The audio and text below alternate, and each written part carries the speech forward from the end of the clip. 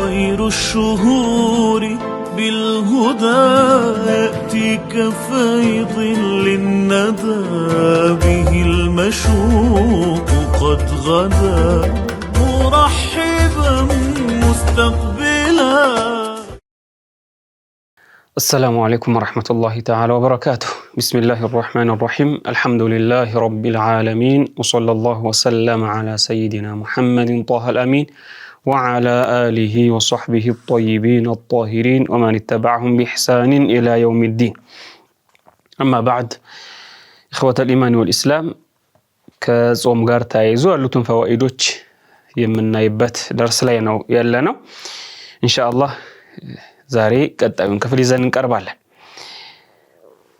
ከጾም ጋር ተያይዞ وفي التقرب بترك هذه الشهوات بالصيام فوائد እነዚህን ስሜታዊ ነገራቶች ያኒ ምግብን መጠጥንና ግንኙነትን እነዚህ በመተው ወደ አላህ መቃረብ የሚያስገኛቸው ጥቅሞች አሉ። እነዚህን ጥቅሞች እንመለከታለን። منها ከነዚህ ጥቅሞች መካከል كسر النفس عن الشهوات النفس የምትፈልገውን ነገር ባለመስጠት ስሜታዊ ነገራቶችን መስበር ወይም መቁረጥ አንደኛው ነው። فإن الشبع والري ومباشرة النساء كثيرا ما يحمل على الغفلة عن الاشتغال بالطاعات. ምክንያቱም በጥጋብ ሁኔታ መብላት ጠግቦ መብላት እንዲሁም በደንብ መጠጣትና ከሴት ጋር ያለው ንክኪ እነዚህ ነገራቶች ብዙ ጊዜ የሰው ልጅ ከዒባዳ እንዲርቅ የሚያደርጉ ነገራቶች ናቸው። ጠግቦ ከበላ ከዒባዳ የሚሳነፍበትና የሚዳከምበት ሁኔታ አለ። እንዲሁም ብዙ ከጠጣም ከዒባዳ የሚዘናጋበት ጊዜ አለ። እንዲሁም ከሴት ጋር በሚሆንበት ጊዜ ያኒ ከሚስቱ ጋር በሚሆንበት ጊዜ እዚህ አይነት ከሴት ጋር ያለውን ግንኙነት ባበዛ ቁጥር ለዒባዳ ያለው ጥንካሬ የበለጠ እየተዳከመ ይመጣል። ስለዚህ ጾመኛ ሆኖ እነዚህ ነገራቶች ሲተው የበለጠ ወደ አላህ መቃረቢያ ይሆናል ማለት ነው። وتخلية القلب للفكر والذكر ሌላው ጾም እነዚህ ነገራቶች መተው ከሚያስገኘው ጥቅሞች መካከል تخلية القلب للفكر والذكر يعني ልቡ ለፊክርና ለዚክር አላህን ለማስታወስና ለማስተንተን ቀልቡ ክፍት ይሆንለታል። فإن تناول هذه الشهوات እነዚህ ስሜታዊ የሆኑ ነገራቶችን መፈጸም በደንብ መብላት መጠጣቱ ከሴት ጋር ያለው ግንኙነት وتتبعها እነዚህን መከታተል እነዚህን ፈልጎ እነዚህን መከታተል قد يقسي القلب يعني ልብን የሚያደርቅበት ሁኔታ አለ። ሰው ሐሳቡ አስተሳሰቡ ምግብ ላይ ብቻ ከሆነ አስተሳሰቡ የሚጠጣው ላይ ብቻ ከሆነ አስተሳሰቡ ከግንኙነት ጋር ብቻ ከሆነ ቀልቡ እየደረቀ ይሄዳል። ويحول بين العبد وبين ذكر الله والخشوع له እንዲሁም ይህን ነገር መከታተል ደግሞ በዚህ ባንድ ባሪያና አላህን በማውሳት አላህን በመፍራት መካከል ይሄ ጋራጁኑ ይገኛል ማለት ነው። ያኒ ወደ አላህ የሚቃረብበት ነገር አይኖርም። እነዚህ ነገራቶችን ሲከታተል ይህን ምን ያስቀመጠ ነው ማለት ነው? በሱና አላህን በማስታወስ አላህን በመፍራት መካከል ጋራጅ ነገር ያስቀመጠ ነው። ከዚህ የራቀ ነው የሚሄደው። وخلو الباطن من الطعام والشراب ينور القلب ሆዱ ያኒ ባዶ ሲሆን ከምግብ ከመጠጥ ባዶ በሚሆንበት ጊዜ ቀልቡ የበለጠ የሚያበራ ይሆናል። ويزيل القسوة እንዲሁም የልብን መድረቅ ያስወግዳል። ለዚህ ነው ብዙ ጊዜ ያኒ ጾመኛ የሆነ ሰው ጭቅጭቅ ማያበዛው መጥፎ አላስፈላጊ ነገራቶችን አያወራም፣ አላስፈላጊ ተግባሮችን አያደርግም። የጠገበ ሰው ግን በደንብ የበላ ሆዱን ስሜቱን የሚከታተል ሰው ግን ብዙ መጥፎ ነገራቶችን ሊፈጽምና ሊሰራ ይችላል። ويحمل على الذكر والفكر ስለዚህ ውስጡ ባዶ መሆኑ ከሚሰጣቸው ጥቅሞች መካከል አንዱ አላህን አስታዋሽ ይሆናል፣ ለፊክርም ጊዜ ይኖረዋል። ካልሆነ ግን በደንብ ብዙ ሲበላ ብዙ ሲጠጣ ሰውነቱ እየተዳከመ ሰውነቱ ይዘላል። ያኒ ድካም غفላ ነው የሚጥልበት። ስለዚህ ከነዚህ ነገር መራቅ አስፈላጊ ነው። ومعرفة الغني قدر نعمة الله عليه እንዲሁም በጾም ከሚገኙ ነገራቶች መካከል እነዚህን ስሜታዊ ነገራቶችን በመተው ከሚገኙ ጥቅሞች መካከል አንዱ ሀብታም የሆነ ሰው አላህ ለሱ የሰጠው ጸጋ ምን ያህል ከፍ ያለ ነገር መሆኑ ምን ያህል ትልቅ ነገር መሆኑን የሚረዳበት ነው። فإن المشقة تحمل الغني على التفكر في معنى فقد فضول الطعام والشراب والنكاح ምክንያቱም እነዚህ ነገራቶችን መቋቋም ራብን መቋቋም ጥማትን መቋቋም እንዲሁም ስሜቱን ማገድ እነዚህ ነገራቶች አንድ ሰው ለመቋቋም ሲታገል እነዚህ ነገራቶችን ማጣት ምን ያህል ትዕግስት የሚጠይቅ ነገር መሆኑ እነዚህ ነገራቶች ምን ያህል ቦታ ያላቸው ነገራቶች መሆኑን ይረዳል። الذي منعها الفقراء وأنعم بها عليه እሱ አገኝቶ ድሃው ያላገኛቸው ጠግቦ መብላት በደንብ መጠጣት እንዲሁም ኒካህ እነዚህ ነገራቶች እሱ ተሟልተውለት ኑረዋል ድሃው ግን አላገኛቸውም ነበር። አሁን ከድሃው ጋር እኩል የሚሆንበት ሁኔታ ነው ያለው። ድሃው እንደሚራበው ሁሉ ሀብታሙም እየተራበ ድሃው እንደሚጠማው ሁሉ ሀብታሙም ተጠምቶ የሚውልበት ነው። ድሃው ከሴት ርቆ እንደሚውለው ሁሉ ሀብታሙም ርቆ የሚውልበት ሁኔታ ነው። ስለዚህ እነዚህ ነገራቶች እሱ አገኝቶ ሌላው ማጣቱ ምን ያህል የያዘው ነገር ትልቅ መሆኑን የሚረዳበት ነው። ስለዚህ አንዱ ትልቅ ፋይዳ ያለው ነገር ነው ማለት ነው። فيكون ذلك احرى ليشكر الله تعالى على نعمه ስለዚህ እዚህን ሁኔታ ሲመለከት የበለጠ አላህን አመስጋኝ ይሆናል። ويرحم اخاه المحتاج እንዲሁም ከጃይ የሆነውን ምግብ የሚያስፈልገውን የሚጠጣው የሚያስፈልገውን ማግባት የሚያስፈልገውን ወንድሙን እንዲያስታውስና ለሱ አዛኝ እንዲሆን ያደርጋል። ወይዋሲያሁ بما امكن من ذلك በሚችለው ነገር እንዲረዳና እንዲያግዝ ይገፋፋዋል ማለት ነው። ካልሆነ ግን ብዙ ጊዜኛ ገብተን ያላየናቸው ነገራቶች አንረዳቸው። ሀብታም የሆነ ሰው ተርቦ አላየም መራብ ምን ያህል ከባድ ነገር መሆኑን ላይረዳ ይችላል።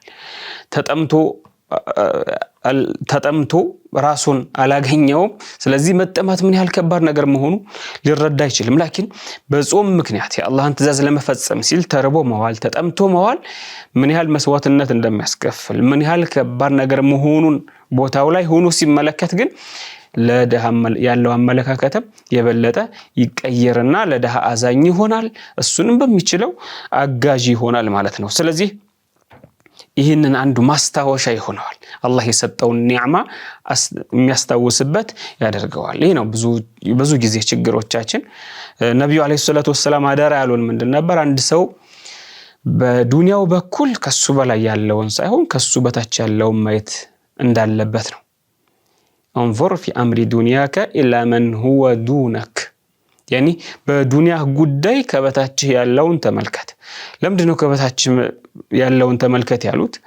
ምክንያቱም በዱንያዊ ጉዳይ ከበላይ ያለን የሚመለከት ሰው ሁሌ አላህ የሰጠውን ነገር አስተናንሶ ነው የሚመለከተው። አመስጋኛ አይሆንም። ሁሌ ያማራራ እሱ የራሱ ቤት ኖሮት በተሻለ ቤት ያላቸውን ሰዎች ሊመለከት ይችላል። መኪና ኖሮት የተሻለ መኪና ያላቸውን ሰዎች፣ የሥራ ቦታ ኖሮት የተሻለ የሥራ ቦታ የተሻለ ገቢ ያላቸውን ሰዎች ይመለከታል። ላኪን ዝቅ ብሎ ቤት የሌላቸው በኪራይ ቤት የሚሰቃዩ እንዲሁም ኪራይ ቤት የሌላቸው የሚከራዩት ቤት እንኳን የሌላቸው ጎዳና ላይ የሚያድሩትን ሲመለከት ምግብ ራባቸውን ያኒ የሚሸፍኑበት እንኳን ምግብ ማግኘት የማይችሉትን ሲመለከት ያን ያመስጋኝ ይሆናል። እኔ እነሱ ያላገኙት ብዙ ያገኘዋቸው ጸጋዎች አሉ ብሎ አመስጋኝ ይሆናል። ስለዚህ በዱንያዊ ጉዳይ አንድ ሰው ከበታች ያለው ማየቱ ወሳኝ ነገር ነው። ወሱኩን ወሳዊስ الشيطان እንዲሁም ጾም ከሚሰጣቸው ጥቅሞች መካከል አንዱ የሸይጣን ወስዋስ ይራጋል። ይሄ የሚሰክንበት ወቅት ነው።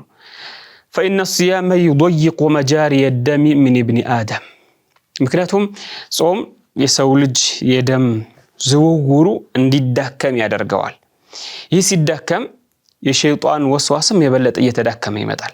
وقد جاء في الحديث الصحيح مرفوعا صحيح بون حديث النبي عليه الصلاة والسلام من ይላሉ إن الشيطان يجري من الإنسان مجرى الدم አንድ ሰው ያኒ ሸይጣን የሰዎች አካል ውስጥ እንደ ደም ፍሰት ነው የሚሄደው ይላሉ። ስለዚህ የኔ ደም ፍሰቱ በፈጠነ ቁጥር ምናልባት ወሳዊሱ ይጨምርበታል። ስለዚህ ጾመኛ ሆኖ ግን የደም ፍሰቱ የደም እንቅስቃሴው ሲቀንስ ሲዳከም የሸይጣን ወስወሳውም የበለጠ ይዳከማል ማለት ነው። فكثير ما تسكن بالصيام وساوس الشيطان ስለዚህ በጾም ምክንያት የሸይጣን ወስዋስ በጣም እየተዳከመ ይሄዳል። ስንጠግብ በደም ስንጠጣ ምን ፈልገውን ነገር ስናገኝ ነው عادةً የሸይጣን ወስዋሳ ይበለጠ እየተነከረና እየጨመረ የሚሄደው። لكن የሚጾም ሰው ለሸይጣን ወስዋሳ ያለው ለሸይጣን እሱን የሚወስወሰው አቅም የበለጠ እየተዳከመ ይሄዳል ማለት ነው። ስለዚህ ነብዩ አለይሂ ሰላቱ ወሰለም ይህንን ነው የገለጹልን። ወንኪሳሩ ሰውረት الشهوة والغضب እንዲሁም በስሜታዊነት ንዴቱ ይሰበራል በጾም ምክንያት። ጾመኛ ሲሆን ቶሎ የመናደድ ሁኔታ አይኖርም። እንዲሁም ደግሞ ስሜታዊ የሆነ ነገር ሊሆን አይችልም። وقد قال رسول الله صلى الله عليه وسلم فمن لم يستطع منكم الباءة فعليه بالصوم فإن الصوم له وجاء عند سوق قلبون ካልቻለ ማግባት የማይችል ከሆነ فعليه بالصوم ጾሙን ያብዛ ይላል። ማግባት ያልቻለ ሰው ጾሙን ያብዛ فإن الصوم له وجاء ምክንያቱም እሱ ጾም ለሱ መጠበቂያ ነው። أي مسكن لشهوة النكاح من غير ضرر በጣም አንገብጋቢ እስካልሆነ ድረስ የኔ ስሜት ለግንኙነት ያለው ስሜት እንዲዳከም ያደርገዋል። ስለዚህ ጾም አንዱ ጥቅሙ የኔ ብዙ ጊዜ አላስፈላጊ ወደ حرام ነገር እንዳንገፋፋ ማድረጉ ነው። የኔ ስሜታዊ ነገራቶችን እንዳንከታተል ያግዛል ማለት ነው። ويجب على الإنسان ترك ما حرم الله تعالى في كل حال من الكذب والعدوان على الناس في دمائهم وأموالهم وأعراضهم بغير حق ጾመኛ የሆነ ሰው እሱ ማድረግ ከሚጠበቅበት ነገራቶች መካከል በጾምም ጊዜ ይሁን ከጾም ውጭም ቢሆን መጥፎ ሆኖ ነገራቶችን መራቅ አለበት። ከውሸት መራቅ መቻል አለበት። ሰዎችን ከመበደል በሰዎች ላይ ግፍ ከመፈጸም በመግደል ሊሆን ይችላል፣ እነሱን በመምታት ሊሆን ይችላል፣ ገንዘባቸውን በመውሰድ ሊሆን ይችላል፣ ወይም ደግሞ ክብራቸውን በማጉደፍ ሊሆን ይችላል። ከነዚህ በዚህ መልኩ ሰዎችን ከመበደል መራቅ አለበት። ولا يقول الصائم تركت الأكل والشرب لكني لا أصبر على ترك الغضب المؤدي إلى الاعتداء على الناس ስለዚህ ጾመኛ የሆነ ሰው እኔ የሚበላውን የሚጠጣውን ትቻለውና ሰው ንዴቴንማ ማቆም የለብኝም ያኒ ሰዎች ላይ ይፈለኩትን መናገር ፈልጋለሁ ማለት የለበትም። በዚህ ሆነ ነገር አድርጋለሁ ይህን ስላደረኩ ደግሞ አይፈለኩትን መናገር አለብኝ ሰዎች ላይ ግፍ መፈጸም አለብኝ ማለት የለበትም። ይሄ ተገቢ አይደለም። لأن ذلك مجلبة للحسرة والخيبة والخسران ምክንያቱም ይህ ነገር በቂያማ እጅግ በጣም ከባድ ጸጸት ውስጥ የሚያስገባ እጅግ በጣም ከባድ ኪሳራ ውስጥ የሚያስገባ ነው። የሚበላውን የሚጠጣውን ትቻለውና መታገስ አልችልም መሰበር አልችልም ይፈለኩትን እናገራለሁ ሰዎች ላይ ግፍ ፈጽማለሁ ሚል ከሆነ ይሄ ከባድ አደጋ ነው። ولهذا قال النبي صلى الله عليه وسلم ለዚህ ነው የአላህ መልእክተኛ አለይሂ ሰላቱ ወሰለም ምን ይሉናል? من لم يدع قول الزور والعمل به فليس لله حاجة في أن يدع طعامه وشرابه عند سو حسّتن اسكراك أدرس بحسّت ما مسكرن مدفون نجر اسكراك أدرس يسو مقبول متو ميتتعون متو صومو تقبينة دين ورا وعادر قميلالو ስለዚህ ጾመኛ በሚሆንበት ጊዜ ከሱ የሚጠበቀው ምግብንና መጠጡን መተው ብቻ አይደለም። ለዚህ ነው አላህ መልእክተኛ አለይሂ ሰላቱ ወሰለም ይህንን ሐዲስ የገለጹልን من لم يدع قول الزور والعمل به فليس لله حاجة في أن يدع طعامه وشرابه يعني عند ሰው መጥፎ መስራትን መጥፎን ነገር እስካላቆመ ድረስ ምግቡን መተውን የሚጠጣውን መተው ብቻ ይሄ በቂ አይደለም። يعني ከአላህ ዘንድ ምን እንዳለ ማግኘት ይሄ ብቻ በቂ አይደለም። ምግቡን ስለተው የሚጠጣውን ስለተው ብቻ አይደለም። ተያያዥነት ከዚህ ጋር ተያይዘው መተው ያለበት ነገራቶች አሉ። እነዚህን መራቅ አለበት። ይህንን ሐዲስ ቡኻሪ ዘግበውልናል። وقال بعض السلف አንዳንድ ሰለፎች ምን ይላሉ? أهون الصيام ከጾሞች ሁሉ ቀላሉ ከጾሞች ሁሉ ቀላል የሚባለው ተርኩ الشراب والطعام ከጾም ሁሉ ቀላሉ የሚበላና የሚጠጣውን መተው ነው ይላሉ። እኛ ብዙ ጊዜ ከባድ አድርገን የምንመለከተው ላኪን ሌሎች ነገራቶችን እኛ ስለምንሰራቸው ነው። ከጾም ሁሉ ቀላል የሚባለው የሚበላና የሚጠጣን ነገር መተው ነው ይላሉ። وقال جابر رضي الله عنه جابر رضي الله عنه من ይላሉ إذا صمت فليصم سمعك وبصرك ولسانك عن الكذب والمحارم جابر رضي الله عنه من ይላሉ ጾመኛ ስትሆን መስሚያህ ይጹም ማያህ ይጹም ምላስህም ይጹም ከውሸትና ከሌሎች አላህ ከከለከላቸው ነገራቶች ወደዕ አዘል ጃር ጎረቤትን ማስቸገርን ተው ወልየኩን عليك وقار وسكينة يوم صومك የጾምህ ቀን አንተ ላይ እርጋታ ሊኖር ይገባል። የሚበላውን የሚጠጣውን ትቶ ሌላው ነገር ላይ ደፋር ቸኳይ ሰው መሆን ሳይሆን ያ ጾም ራሱ ስክነት ሊያወርስህ ይገባል። ከነዚህ ነገራቶች እንድትርቅ ሊያደርግህ ይገባል። ولا تجعل يوم صومك ويوم فطرك سواء የጾምህን ቀንና የማፍጠርህን ቀን እኩል አታድርግ። ሳጾም የዋልክበትና ጾመህ የምትውለው ቀን እኩል መሆን የለበትም። ጾመህ የምትውልበት ቀን የበለጠ ጾመኝነትህ ግልጽ መሆን አለበት። ይሲባል ያኒ መጥፎ ነገር መስራት የለብህም ማለት ነው። إذا لم يكن في السمع مني تصاون وفي بصري غض وفي منطقي صمت فحظي إذا من صومي الجوع والظمأ فإن قلت إني صمت يومي فما صمت شاعر قدامي من إلال إذا لم يكن في السمع مني تصاون بصومي أني مقطب كالشالكوين بمسمعي مسمات የሌለብኝን ነገር መራቅ ካልቻልኩኝ وفي بصري غض እይታዬን መስበር ካልቻልኩኝ وفي منطقي صمت መላሴንም ካላቀብኩኝና ዝም ካላልኩኝ فحظي إذا من صومي الجوع والظمأ ስለዚህ ከጾም የኔ ድርሻ ምን ሆነ? ራብና ጥማት ሆነ። فإن قلت إني صمت يومي فما صمت እኔ ጾም ያለው ብል እንኳን አልጾምኩም። የሚፈልግበት ምንድነው? እኔ ከጾም ጋር ተያይዞ የሚበላውን የሚጠጣውን ከመተው ጋር ተያይዞ ሌሎች ነገራቶችንም መጥፎ ነገራቶችንም መተው አለብኝ። እነዚህ መጥፎ ነገራቶች ሳልተው ተርቤ ብውል እንዲሁም ደግሞ ሳልጠጣ ብውል ከዚህ የማተርፈው በራብና ጥማት ነው። ያኒ ምናልባት ሌላ ጾምን የሚያበላሽ ነገር አብሮ ጎን ለጎን እየፈጸመ ሊሆን ይችላል። ወይም ደግሞ ጾሙ ሙሉ ላይ አይሆንለትም። ጾሟል ላኪን ምንዳላ ያገኝበት ይችላል። ስለዚህ እነዚህ መጥፎ ነገራቶችን መፈጸምም ምንዳን የሚያሳጣበት ሁኔታ አለና ከነዚህ ነገራቶች መጠንቀቅ ይኖርብናል ማለት ነው።